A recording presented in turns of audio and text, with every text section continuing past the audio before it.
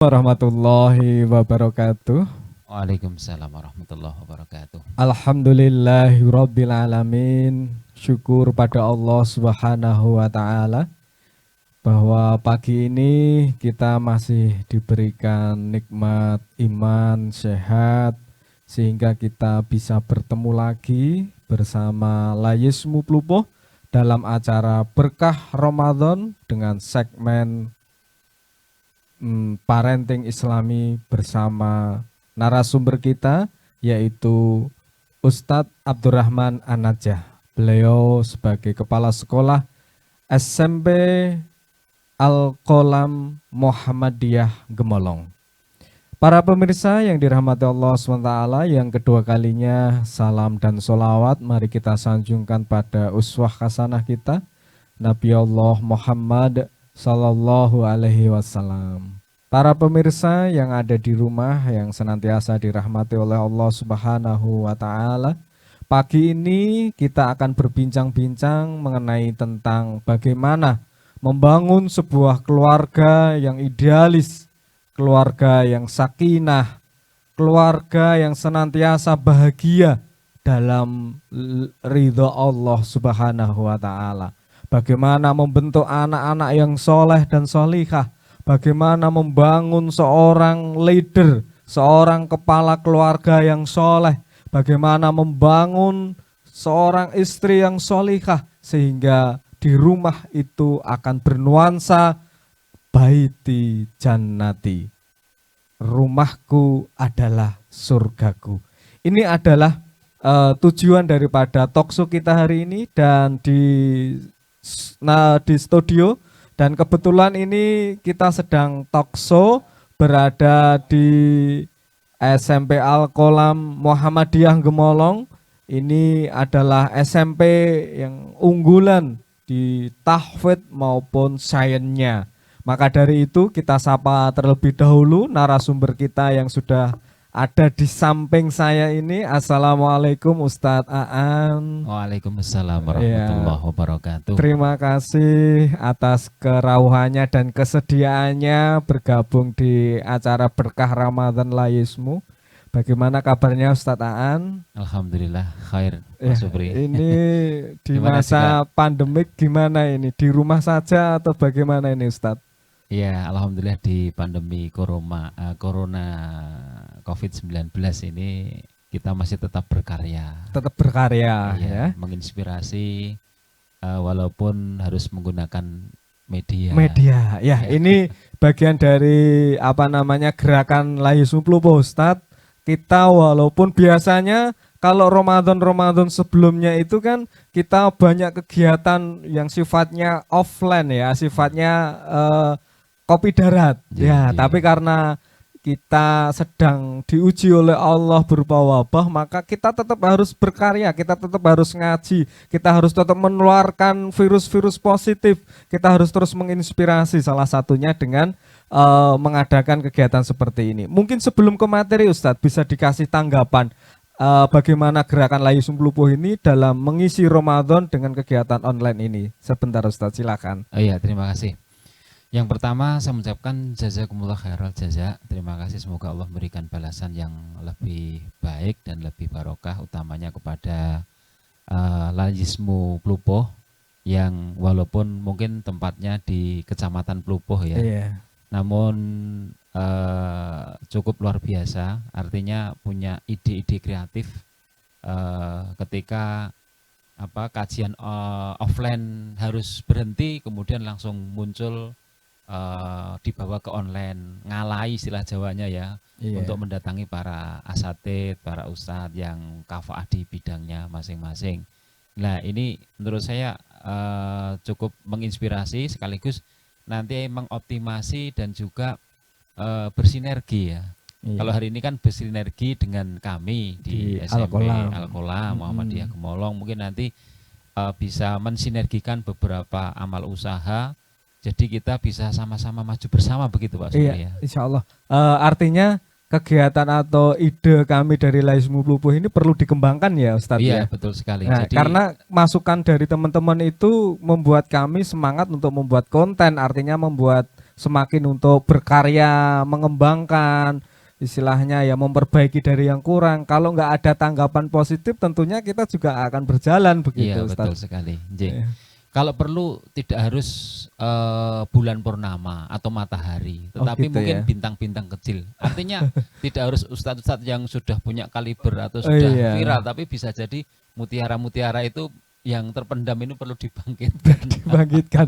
Ya, Ustadz Ustadz, lokal nggak apa-apa gitu. siap. Nggih. Artinya kita tetap harus terus berkarya gitu Iya, ya. betul Saya sekali. pengennya itu sehari itu 24 jam ada acaranya gitu. Allahu Ada Akbar, ya. ini, ada tim khusus. Kalau sementara kan timnya belum khusus.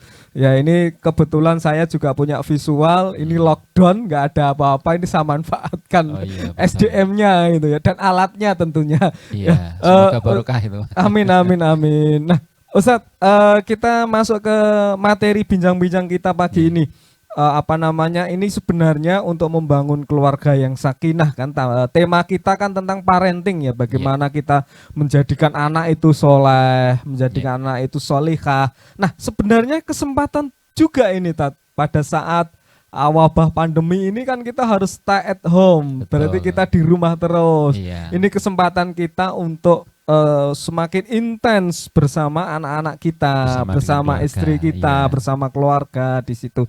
Dibandingkan kalau sebelumnya Ustadz Aan itu berada di rumah dengan berada di sekolah, kayaknya ini banyak waktunya di sekolah ini. Iya, betul. Nah, ini kan Full day karena mungkin juga istrinya juga iya, anaknya juga sekolah. Nah, ini kesempatan. Maka dari itu Ustadz nanti mohon dijelaskan bagaimana itu pendidikan parenting. Mohon nanti dijelaskan secara rinci dari awal nanti sampai akhir. Karena nanti kita targetnya 30 episode ini Ustadz. Insyaallah. Iya.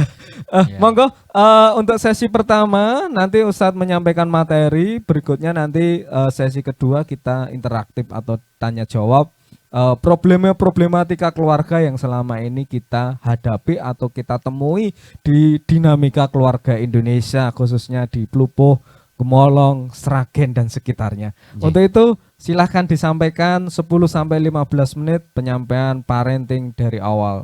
Terima kasih Ustadz, silahkan. Terima kasih. Bismillahirrahmanirrahim. Assalamualaikum warahmatullahi wabarakatuh. Alhamdulillahi wa kafa, wassalatu wassalamu ala nabil mustafa wa ala alihi wa sahbihi ahlu sidki wal wafa wa bihadihi ila yaumil wafa. Allahumma la sahla illa ma ja'altahu sahla wa anta tajalul hazana idha sita sahla. Allahumma la ilma lana illa ma 'allamtana innaka antal alimul hakim. Alhamdulillah, kita bersyukur kepada Allah Subhanahu wa taala, kita memujinya dan kita mohon pertolongan hanya kepadanya. Karena siapa yang diberi petunjuk atau hidayah oleh Allah, maka tidak ada seorang pun yang bisa menyesatkannya, dan siapa yang disesatkan oleh Allah, maka tidak ada seorang pun yang bisa memberikan kepadanya petunjuk.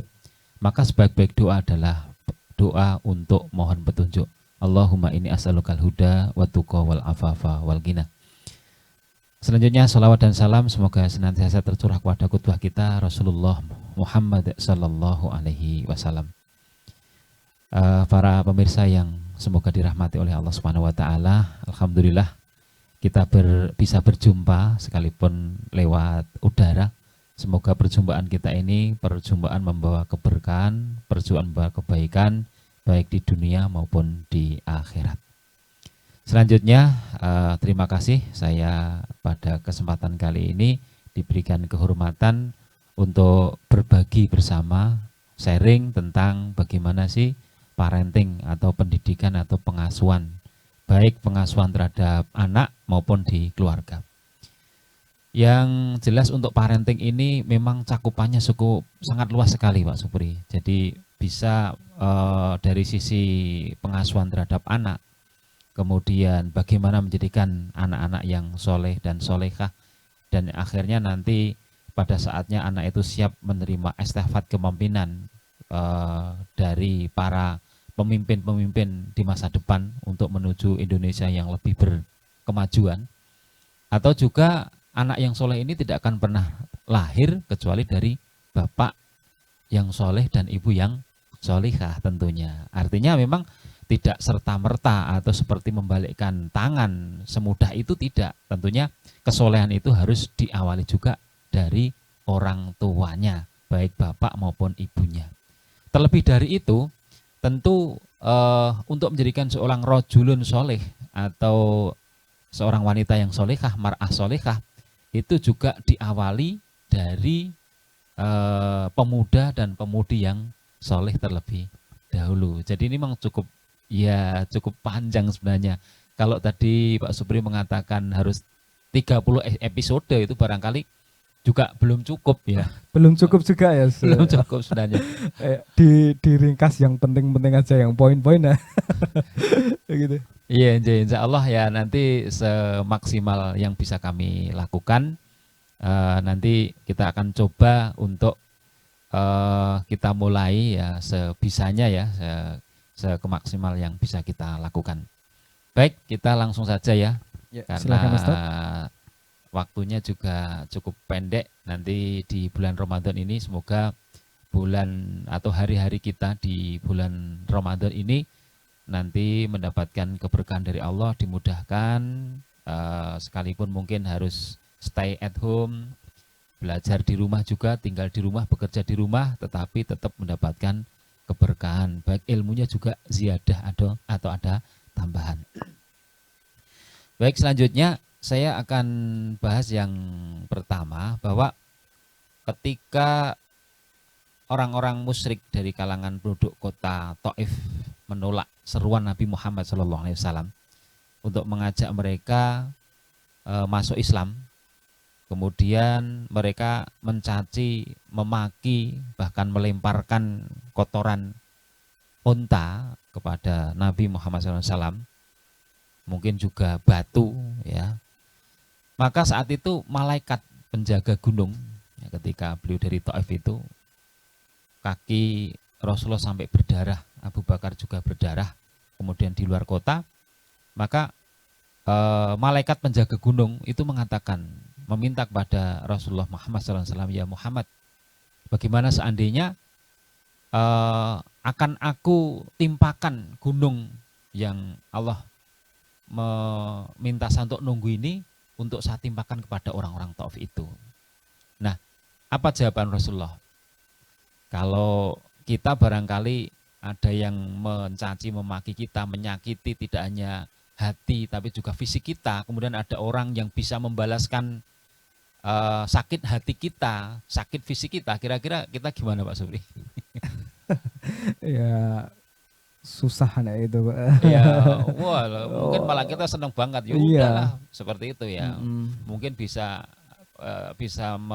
melegakan pikiran dan saya mungkin seperti itu. Tetapi ternyata jawaban Rasulullah itu adalah sangat luar biasa sekali. Beliau mengatakan, arju ayyukhrijallahu min aslabihim ba'dallahi waqtahu wala yusyriku billah. Saya berharap kalau bapak-bapak mereka belum mau menerima seruan kami, saya masih punya harapan dari sulbi mereka nanti akan keluar keturunan yang nanti akan beriman kepada Allah dan kepada Rasulullah dan tidak mensekutukan Allah Subhanahu wa taala. Artinya apa ini? Ini Rasulullah ini mempunyai satu optimitas yang tinggi. Ya, jadi tidak kemudian ketika melihat kerusakan yang terjadi, kondisi masyarakat yang sudah penuh dengan kemaksiatan, itu bagi seorang dai ya, bagi seorang muslim ya, itu mesti harus punya sifat optimisme, bahwa kalaupun bapaknya nggak bisa, nanti masih punya harapan anaknya. Tidak boleh menjudge, alah wikis orang angel mungkin iso, angel potongan kayak tidak bisa seperti itu. Jadi intinya yang pertama itu mesti harus kita tetap semangat dan optimis. Betul. Walaupun bagaimana kondisi yang ada gitu ya. Silahkan diteruskan. Kemudian kita lanjutkan, lau anna ahadukum idza apabila atau manakala seseorang di antara kalian itu sebelum ini ya. Maka sebelum saya menyampaikan ini, mohon maaf. Jadi Nabi Muhammad SAW itu memberikan bimbingan kepada kaum muslimin agar melakukan hal-hal yang menghasilkan kemaslahatan. Ini kata kuncinya seperti itu. Menghasilkan hal-hal yang membawa kemaslahatan. Kemaslahatan itu adalah kebaikan, tidak mafsadah. Kalau mafsadah itu kerusakan gitu ya. Kemaslahatan untuk siapa ya? Bagi anak, kemudian pada masa-masa yang akan datang.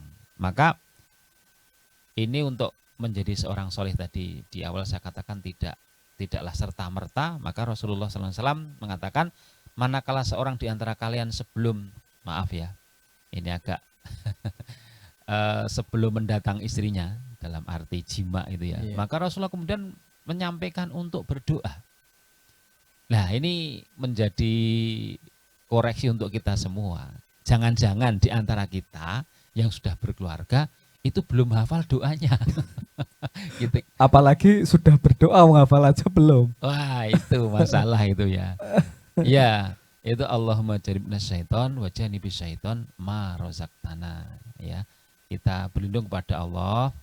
Ya Allah, jauhkanlah setan dariku dan jauhkanlah setan dari apa yang kau risikan kepada aku. Maka ketika kita baca doa itu, kata Rasulullah SAW, maka nanti akan diturunkan atau dilahirkan ketika Allah takdirkan nanti seorang anak yang dijauhkan dari godaan setan. Itu jadi yang pertama diawali dari pertemuan ketika di nutfah itu sendiri itu dengan doa terlebih dahulu, perlindungan kepada Allah Subhanahu wa Ta'ala. Jadi para pemirsa, untuk membangun keluarga itu diawali dulu yang pertama ketika mau melakukan hubungan suami istri. Tentunya ini yang bahasanya nggak usah biar vulgar aja biar mereka paham.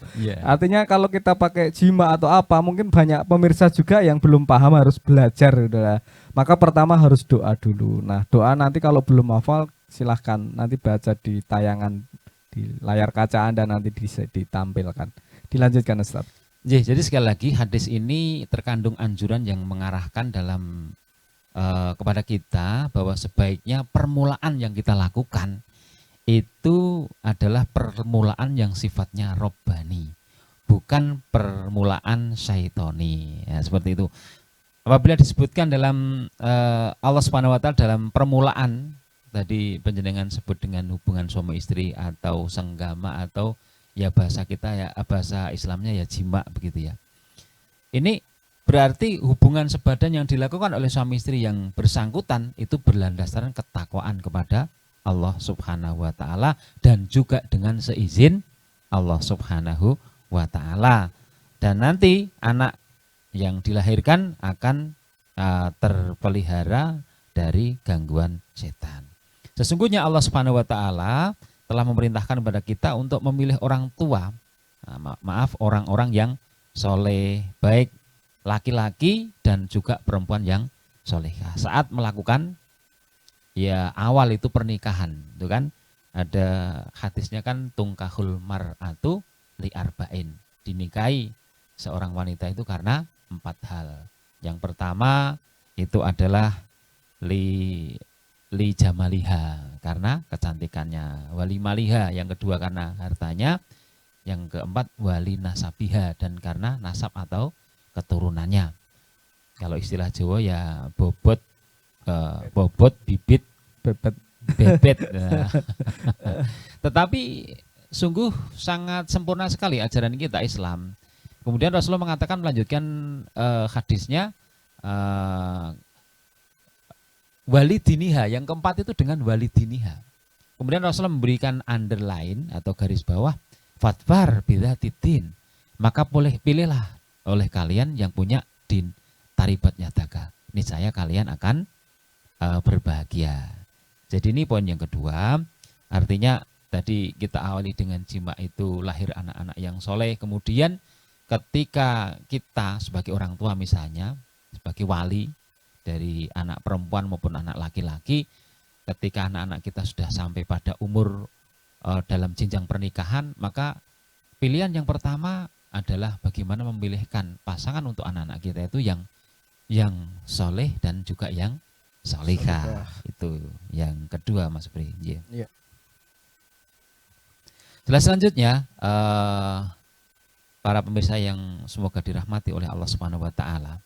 Ini ada satu kisah ya, sewaktu Abu Tolhah Kisah ini sangat masyhur sekali. Abu Tolhah itu yang pertama melamar seorang wanita, namanya adalah Rumaisah. Ya, Rumaisah.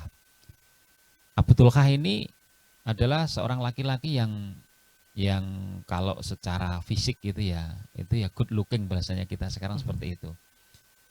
Kemudian sementara Rumaisah ini dia sudah dalam keadaan muslim, Abu Tolhah masih dalam keadaan kafir. Kemudian Abu Tolhah mengatakan untuk menyatakan untuk melamar Rumaisah ini. Maka apa jawab Rumaisah? Wahai Abu Tolhah, sesungguhnya tidak ada alasan bagi wanita seperti aku untuk menolak lamaran seorang Abu Tolhah. Ya. Namun keimanan kami telah memisahkan antara aku dengan engkau. Maka beliau mengatakan, maka seandainya engkau akan menikah denganku, maka cukuplah Islam itu sebagai mahar darimu. Maka saat itu dalam catatan sejarah, itu adalah mahar yang paling mahal. Itu adalah maharnya atau Islamnya Abu Tolhah untuk bisa menikahi Rumaisah, atau di sejarah yang lain itu namanya Ummu Sulaim. Nah, kemudian di saat bahtera rumah tangga itu sudah dibangun, ya tentu dengan suka dan dukanya. Untuk kewajiban seorang suami harus mencari nafkah, dia harus keluar rumah saat itu, sementara dia sudah dikaruniai oleh Allah Subhanahu wa taala keluarga tadi itu seorang anak yang masih kecil, dan anaknya itu sakit. Sementara kebutuhan rumah tangga di rumah ya harus dipenuhi, maka kewajiban suami ini harus keluar. Saat itu ada keraguan bagi seorang Abu Tolhah, apakah saya harus berangkat atau saya tetap tinggal di rumah menunggu sampai anak saya sembuh. Nah, kemudian Rumaisah memberikan motivasi kepada suaminya, wahai suamiku, bekerjalah, carilah nafkah dari Allah Subhanahu wa taala, kemudian anak-anak ini serahkan kepada saya. Maka dia pun berangkat, dan ketika posisi sudah hampir selesai mau pulang, itu ya, singkat ceritanya seperti itu, putra dari Abu Tolhah ini ternyata meninggal, ya, meninggal dunia di saat suaminya tidak ada di rumah. Istrinya ini menunggu anak itu sampai detik-detik akhirnya, menemui ajalnya itu, dan dia menempatkan di tempat yang baik, dan kemudian dia beritahu semua anggota keluarganya. Dia mengatakan, jangan ada yang memberitahu perihal anak kita ini, adikmu ini, kalau kepada kakaknya, kecuali ibu, kecuali saya sendiri.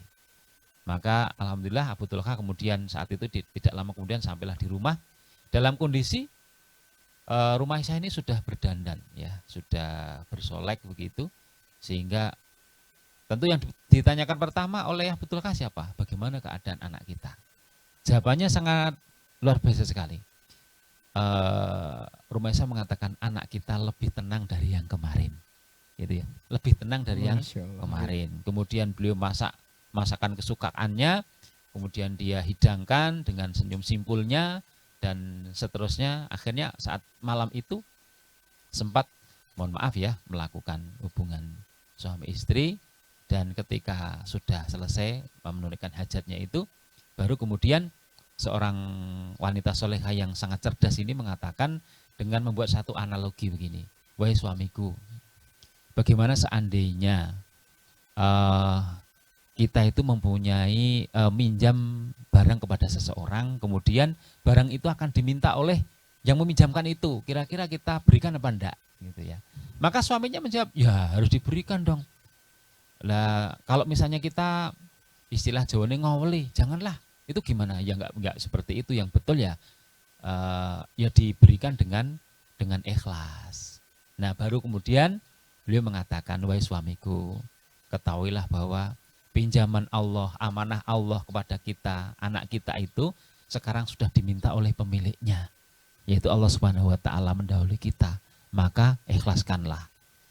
Ya, bagi seorang suami ketika sudah seperti itu ya mungkin bagaimana ya, harap nesu, mau marah, bagaimana tidak sedih juga kehilangan anak dan seterusnya kan. Tapi karena sudah preambulnya tadi semacam itu, ya kemudian beliau bisa menahan amarahnya sampai kemudian pada waktu paginya beliau adukan peristiwa itu kepada Rasulullah Sallallahu Alaihi Wasallam.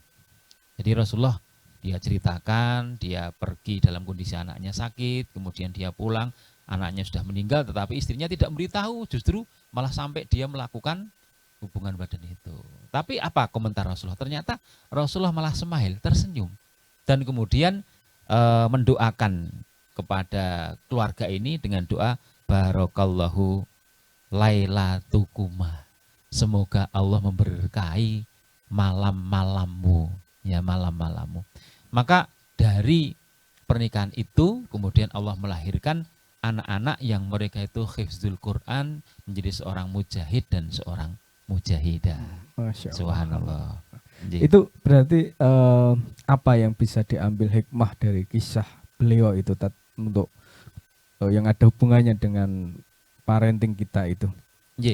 Jadi setelah kita tadi tetap optimis apapun yang terjadi di daerah kita juga kadang-kadang anak kita mau pergi aja nanti takut juga terpengaruh, kalau di rumah juga terpapar sama media sosial atau mungkin karena sudah ada HP itu. Terus kalau bahasa sekarang. Nah, kemudian yang kedua, bagaimana ini tetap orang tua, anak-anak yang soleh tadi di awal saya sampaikan itu akan lahir juga dari orang tua yang soleh. Nah, kisah yang berkaitan dengan Abu Tolkah ini adalah saya lebih menekankan pada bagaimana doa untuk anak, ya, ketika masih berupa nutfah tadi. Tadi kan ada doanya Allahumma jannibna syaitan wa jannibi syaitan ma razaqtana. Itu kemudian seperti yang dipraktekkan oleh Abu Tolkah dan keluarganya ini. Beliau dalam kondisi yang sangat seperti itu, satu masih bisa menguasai diri. Masalah seberat apapun itu masih bisa menguasai diri, tetap pada rule of the game gitu ya, pada koridor syariah. Nah, kemudian yang kedua, ini beliau kemudian menerapkan syariat Islam dengan bagaimana ketika memulai yang pertama doa dan seterusnya, dan akhirnya di sini disebutkan maka setelah itu lahirlah anak-anak yang 9 orang anak yang semuanya itu hafal Quran, ya gitu ya. Nah, kisah ini banyak ya masyhur di beberapa kitab baik di Sahih Bukhari ya. Dan di antara fenomena yang menunjukkan perhatian Islam kepada anak semasa masih berupa nutfah di dalam rahim ibunya ialah nafkah. Ini yang kedua, nafkah yang diperintahkan oleh Islam untuk sang ibu. Jadi misalnya begini Mas Budi, kalau nasallallahu afiyah ya, semoga ini tidak terjadi, ada harus perceraian. Jadi perceraian itu diperbolehkan, sekalipun abghadul halali ilallahi at-thalaq. Satu perkara yang halal tetapi dibenci oleh Allah adalah perceraian. Perceraian ketika istri sudah hamil, boleh enggak? Boleh itu. Boleh. Sudah jelas hamil. Siapa bapaknya itu jelas nggak apa-apa. Tetapi wanita ini nanti kalau harus menikah lagi dengan laki-laki lain, tentu harus melahirkan jabang bayinya itu. Apakah memang nanti lahir 9 bulan lebih atau hanya lahir misalnya onggokan daging itu saja ya. Tapi saya tidak membahas masalah itu. Cuman begini, bagi seorang laki-laki Muslim ketika menceraikan istrinya dalam keadaan hamil, dia masih diberi kewajiban untuk memberi nafkah kepada istrinya itu. Walaupun mungkin tempatnya sudah tidak satu rumah lagi, jelas nggak satu rumah lagi kan, seperti itu. Lah nafkah itu untuk siapa? Kalau istri, jelas dia sudah tidak punya kewajiban untuk memberi nafkah, karena dia statusnya bukan istri lagi, suami istri ya, istri lagi. Tetapi anak yang dikandungnya itu nanti memang ya anak itu adalah tergantung kepada nasabnya kepada bapaknya, tetap bapaknya, karena dari pernikahan yang sah itu. Maka dia memberi nafkah itu adalah semata-mata memberi nafkah kepada anak yang dikandungnya. Ya ibaratnya nanti kalau nanti itu sudah lahir, ya diberi untuk rodoah atau penyusuannya itu ya si ibu ini masih mendapatkan nafkah kayak sebagai pengganti untuk menyusui anaknya itu. Kalau dia tidak kemudian mencari seorang ibu untuk menyusui anaknya itu. Seperti itu, tidak yang terjadi seperti sekarang misalnya ketika sudah nih cerai ya wes barji barbes selesai, nggak ada urusan, itu nggak seperti itu ya kan gitu. Nggih.